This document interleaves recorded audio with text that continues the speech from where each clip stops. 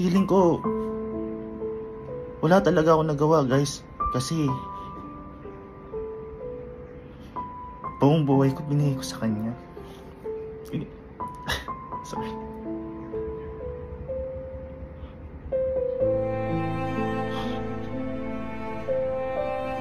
Mahal na mahal kita.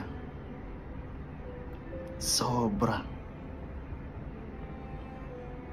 Mahal na mahal kita. Pero kailangan kitang i-let go. Then 3 days simula nung nalaman yon. And nagkaroon ako ng anxiety. Lagi ako nagpapa-BP ngayon dahil lagi ako nag-chills. Nanlalamig yung buong kamay ko, paa. So nag-worry din ako sa sarili ko dahil gusto ko pang mabuhay. Alam niyo naman, syempre masakit talaga para sa akin yun nung nalaman ko yun. Pero guys, wala na tayong magagawa. Nangyari na 1 week ago siguro, napapansin ko na si Lars parang lagi siyang balisa, lagi siyang malungkot. Sabi ko nga ang sabi ko nga sa sarili ko nung napapansin ko siyang ganun, may something wrong or may problema siyang siguro iniisip. Kasi iba yung pakiramdam ko rin na parang gusto ko siyang tanungin kung anong problema, pagod ka ba, ganun.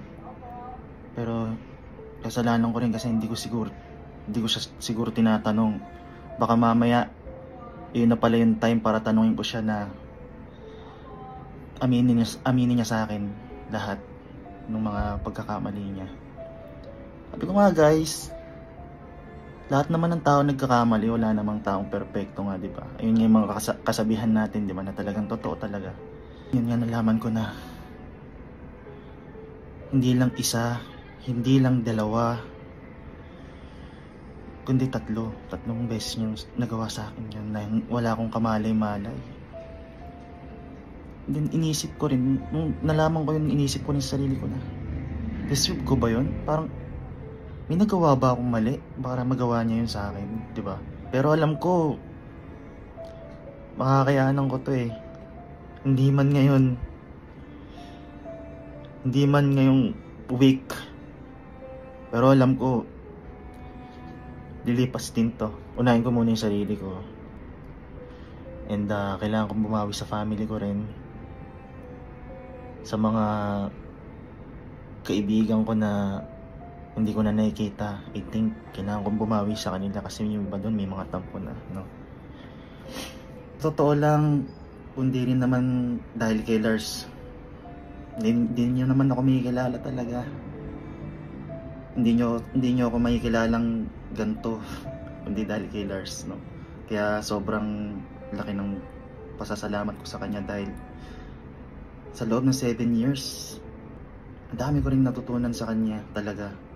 Huwag na natin siyang i-bash at guys, mas maganda kung suportahan na lang natin siya sa mga kung ano man desisyon niya sa buhay ngayon. Kasi ganun na lang din gagawin ko. Suportahan niyo siya. Kung may nagawa man siyang mali sa akin at hindi niyo matanggap guys, patawarin natin yung tao. Bigyan natin ng chance na patunayan niya ulit sa sarili niya na kaya niya magbago.